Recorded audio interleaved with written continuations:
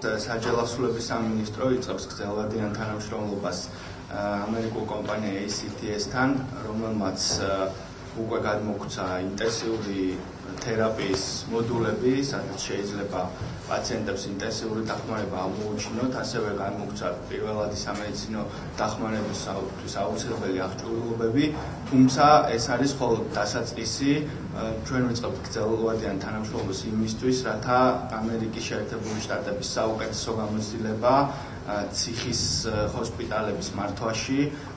მათი აღჭურვილობა, მათი სტანდარტები მომდევნო წლის, მომდევნო 18 თვის განმავლობაში, როდესაც ჩვენ შევეცდებით, რომ ჯანდაცვის რეფორმა განვახორციელოთ, ამ კუთხით გვექნება ძალიან მჭიდრო თანამშრომლობა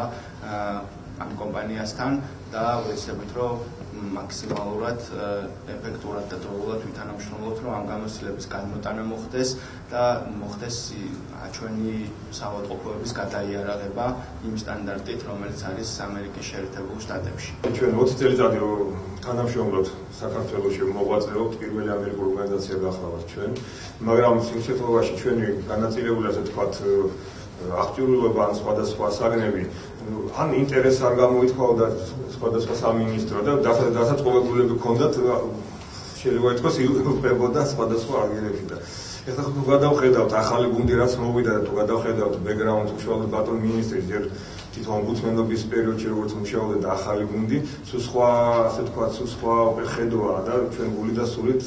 გავითვალისწინებთ და დაგეგმებით გვერდში. აღჭურვილობა, რომელსაც ჩვენ ვეძებდით, ხან ჯანდაცვის სამინისტროს ვთხოვდით, ხან ტენდერის გამოცხადება გვინდოდა, მაგრამ ტენდერსაც თავში დრო მიაქცევთ, ორი თვე იკარგებოდა, ამოშტავეთ ყველაფერი დასაწყობებული დევს ჩვენი ციხის ჰოსპიტალის საწყობში, ისე რომ არავის არ მოსვლია აზრად მისი გახსნა.